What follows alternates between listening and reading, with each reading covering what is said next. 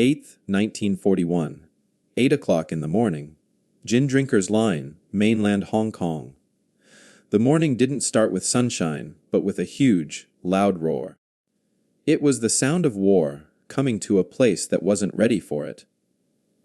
Japanese bombs, fired with perfect aim, crashed into the weak walls and fences that the British Army thought couldn't be broken.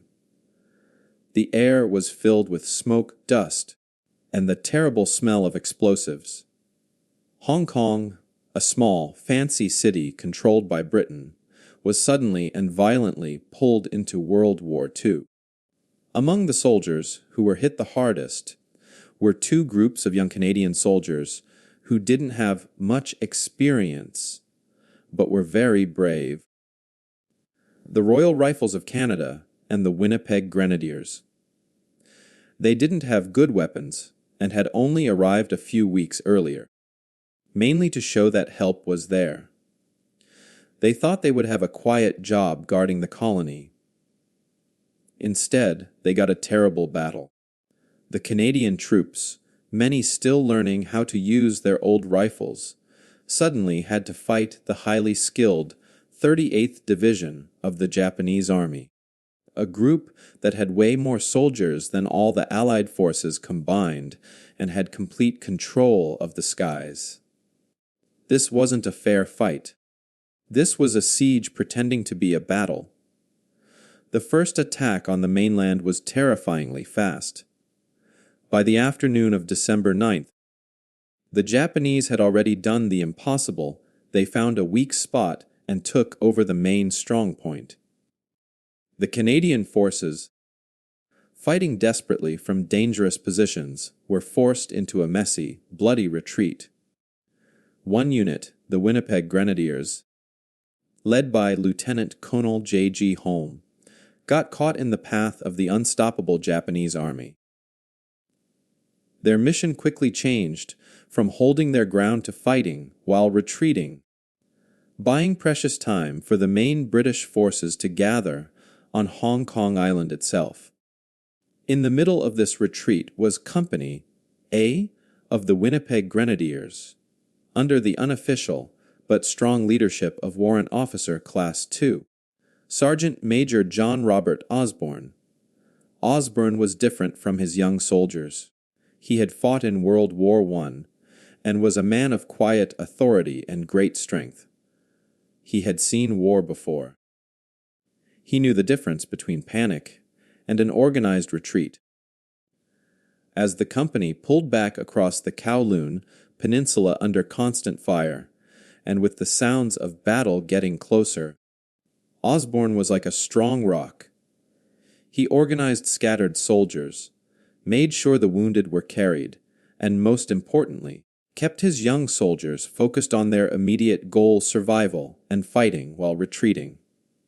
December 13th, 1941, Shau Kei Wan area, Hong Kong Island. After a brief, scary crossing of the harbor, a moment of peace in the middle of the storm, the Canadian forces found themselves regrouped on the island. The second phase of the defense, defending the island, was supposed to be stronger, but the overwhelming speed and brutality of the Japanese advance had destroyed morale and command structures.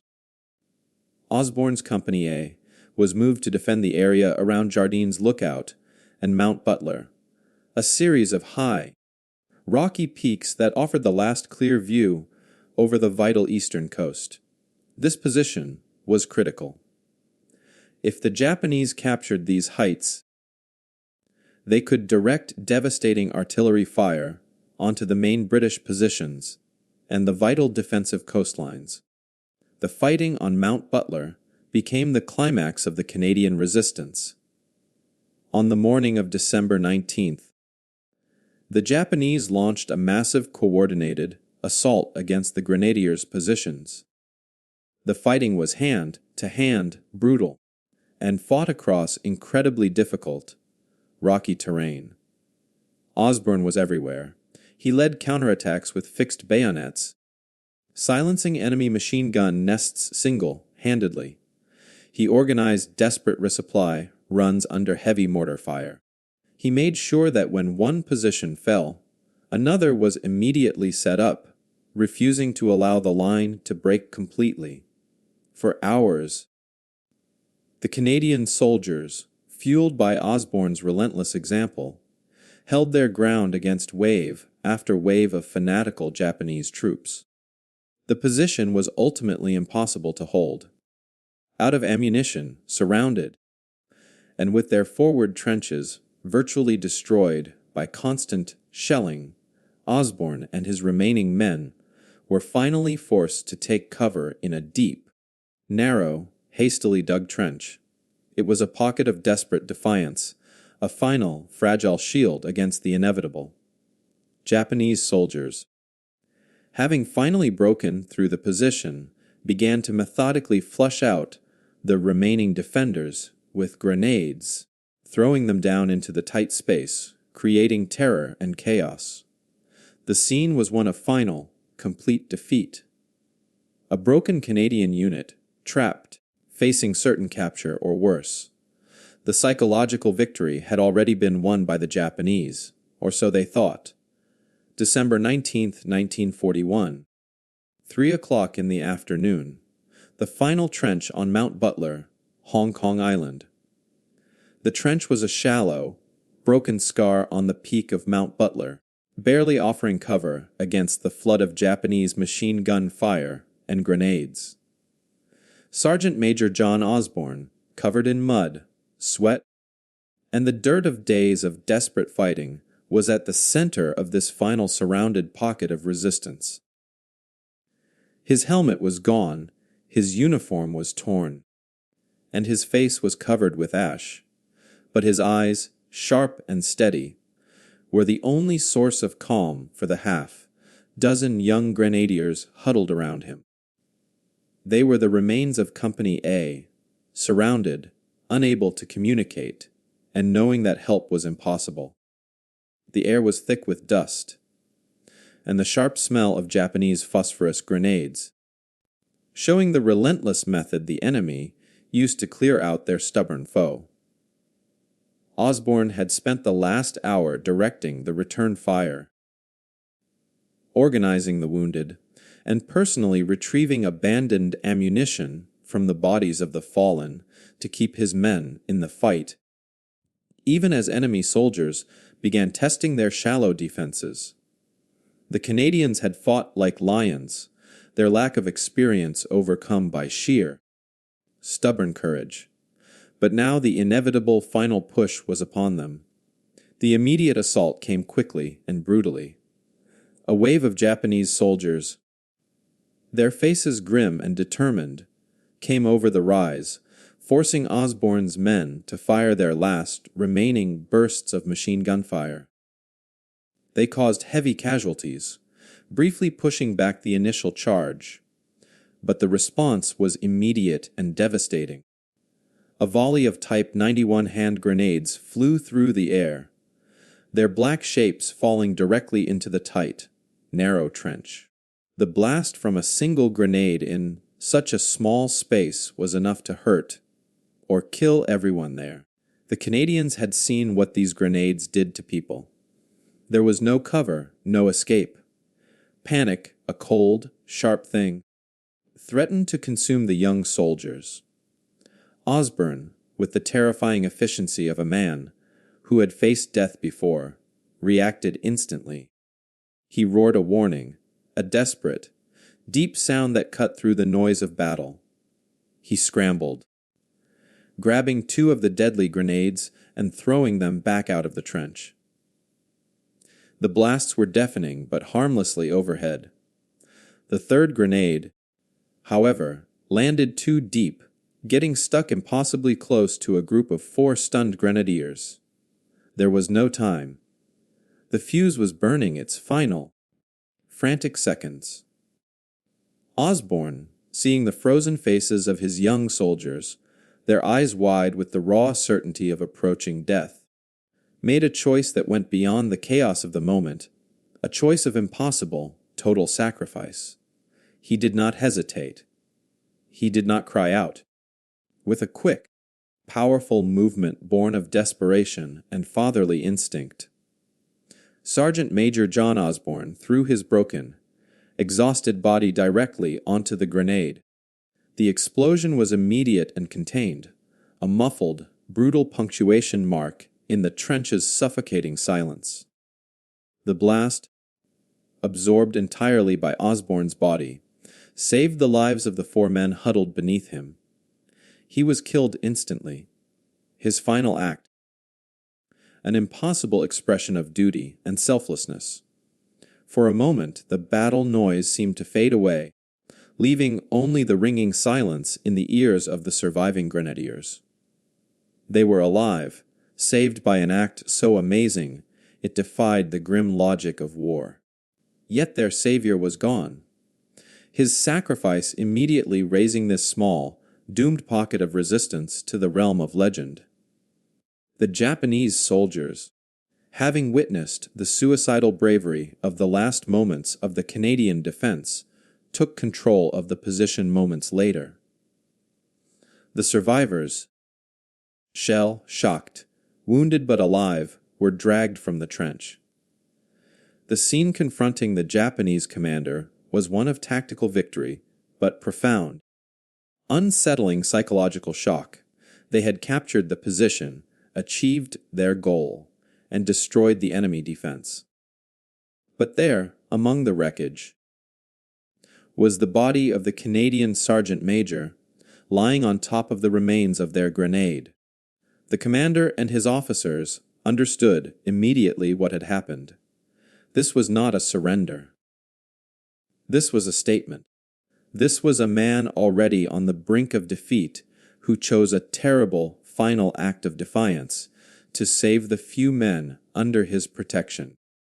The sight of the dead Canadian soldier, whose last act was not a plea for mercy, but an act of total, uncompromising sacrifice, sent a shiver through the hardened Japanese veterans.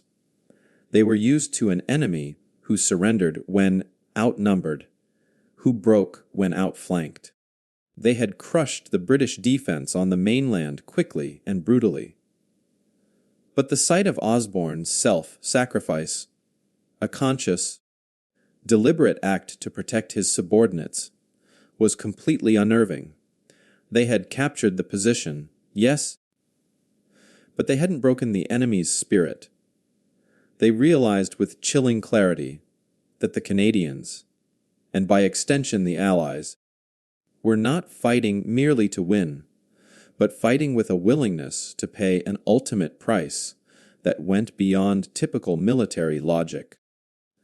This broken soldier lying dead on the shattered ground of Mount Butler was delivering a terrible, unforeseen prophecy to the Japanese command.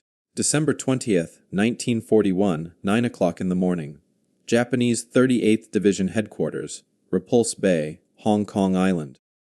The mood in the headquarters was one of triumphant exhaustion.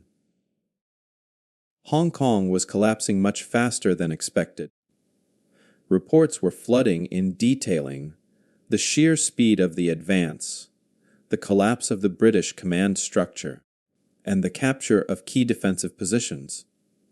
Yet among the piles of celebratory documents and maps marked with Japanese flags, there was an unusual, persistent tremor of concern centered entirely on the fighting on Mount Butler. The commanding officers of the Japanese 38th Division, seasoned veterans who had witnessed the rapid defeat of colonial forces across the Pacific, were deeply unnerved by the final report from the Canadian sector. They had defeated the enemy, but the way that defeat happened was deeply unsettling. The focus was not on the hundreds of prisoners taken, but on one dead man. The report described in chilling, clinical detail the capture of the final trench, the Canadian Sergeant Major lying dead, his body a shield over his comrades, having deliberately detonated an enemy grenade against his own chest. For the Japanese officers, raised in the strict, unyielding code of Bushido, which prized loyalty, honor, and death before dishonor, this act was not merely bravery. It was a philosophical thunderbolt. Their own military doctrine embraced the concept of gyokusai, or shattering like a jewel, a glorious death in defense of the emperor. But this was the enemy, a despised Western colonial soldier, exhibiting a level of self-sacrifice that was supposed to be the exclusive domain of the imperial soldier. The psychological shock was profound. The realization that struck the command was one of dreadful foresight. They could defeat this enemy battalion. They could conquer this island, and they could even win every battle they fought in the short term. But they were facing an opponent who possessed not only the capacity to fight to the last man, but also the willingness to perform an ultimate, conscious act of sacrifice purely to save the lives of his fellow soldiers. This kind of resolution, this depth of loyalty between men, suggested an enemy that would never break, regardless of the strategic situation. This single broken Canadian soldier was a terrifying physical prophecy of the long, bitter road ahead. The Japanese command realized their tactical victory at Mount Butler was overshadowed by a far greater psychological defeat. They had captured a position, but they had captured a ghost of defiance. The ultimate consequence of the battle came just days later. On Christmas Day 1941, the garrison of Hong Kong surrendered. The Canadian troops, including the men saved by Osborne, were marched into brutal captivity that would last over 3 years. The conditions in the Japanese prisoner of war camps were horrific, marked by starvation, forced labor, and systematic abuse. Yet even in the depths of this despair, the story of Sergeant Major John Osborne began its transformation into legend. The survivors of Company A, the men he saved, were the living proof, the immediate witnesses to the final amazing act. They told the story tirelessly to their fellow prisoners, making sure the flame of Osborne's sacrifice kept the morale of the entire Canadian group alive. His death, a moment of profound defeat, became the ultimate symbol of unbroken Canadian spirit. The testimony of the surviving Grenadiers, often smuggled out in coded letters and whispered during secret meetings, confirmed the profound moral victory. The Allied failure in the Battle of Hong Kong was a tactical disaster. But Osborne's final moment provided a vital psychological victory. It gave the Allied governments, and more importantly, the families of the captured soldiers, a true story of heroism and dignity among the tragedy. Osborne's legacy did not end in the trenches of Mount Butler. It sustained the very will to survive in the PW camps. The knowledge that one of their own had faced the moment of truth and chosen sacrifice over surrender or escape became a quiet internal rallying cry. The official recognition for his bravery was delayed by the war and the chaos of capture, but the detailed, consistent testimonies of his comrades, once collected and verified years later, left no doubt. John Osborne's action was deemed to fulfill the highest criteria for military valor. In 1947, he was posthumously awarded the Victoria Cross, VC, the highest military decoration for gallantry in the face of the enemy in the Commonwealth. He was the first Canadian to receive the VC in the Pacific theater of the Second World War.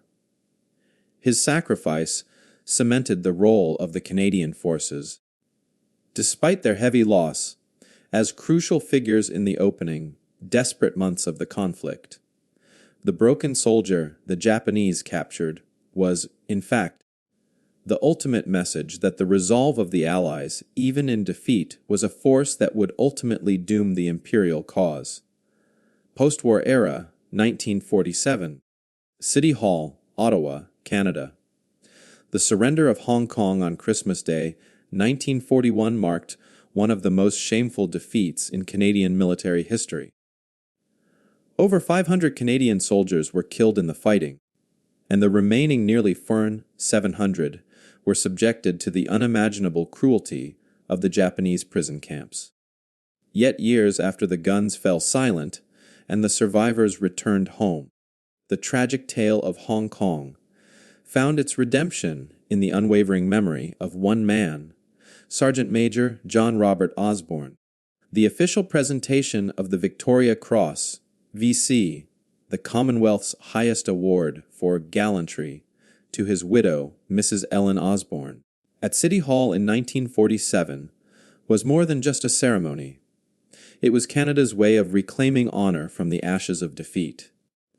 The citation for the VC, read aloud to the nation, confirmed the extraordinary, almost mythological nature of his sacrifice, ensuring his act would be carved into the nation's military consciousness. Osborne's VC was not merely a medal. It became a powerful, enduring symbol that redefined the Canadian contribution to the global conflict. It demonstrated that even in a battle that was doomed from the start, the Canadian soldier showed a depth of courage and moral strength that shocked even the enemy. The full story, pieced together from the testimonies of the men he saved, provided proof that the spirit of the Allied forces was unbreakable. This single final act of defiance by an exhausted, surrounded soldier became a small version of the entire war, a testament that the ultimate victory would belong not to those with the initial advantage, but to those with the unbreakable will to sacrifice. The Japanese command, who had witnessed the scene on Mount Butler, learned that day that they were fighting an enemy whose personal loyalty to one another went beyond any military code, foreshadowing the relentless, difficult campaigns that would eventually lead to the defeat of the Imperial Army. The legacy of John Osborne is woven into the fabric of Canadian identity. His name graces military buildings, schools, and streets across Canada, ensuring that the lessons of the Battle of Hong Kong are not forgotten. The Hong Kong Veterans Association of Canada, created by the men who survived the ordeal, makes sure that the memory of their fallen comrades, especially Osborne, remains vibrant. He represents the courage of the common man, thrust into extraordinary circumstances and choosing self-sacrifice for the greater good. His story serves as a constant, sobering reminder of the immense price paid by the Canadians in the Pacific Theater, often overlooked in the grand narrative of the European War. The men Osborne saved went on to live their lives, their existence a permanent testament to his final perfect act of duty. The tragedy of Hong Kong was the first taste of war for many Canadians, a baptism by fire that exposed the unpreparedness of the Commonwealth forces in the Far East. Yet it also revealed the steely resolve that would characterize Canadian troops for the remainder of the war in every theater, from Sicily to the beaches of Normandy. Osborne's Victoria Cross became the silent, powerful answer to any who might question the dedication or fighting spirit of the Canadian soldier.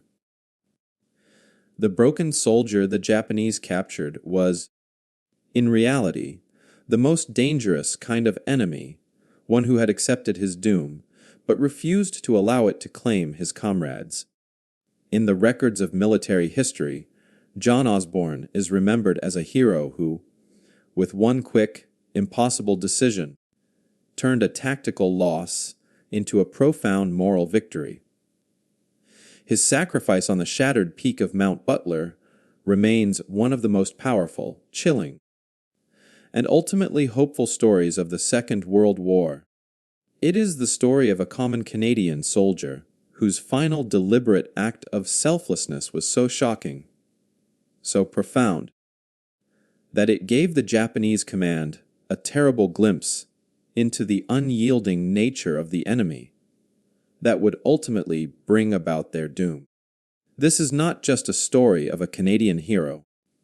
It is a universal story about the true cost of commitment and the infinite value of a single human life saved by the sacrifice of another.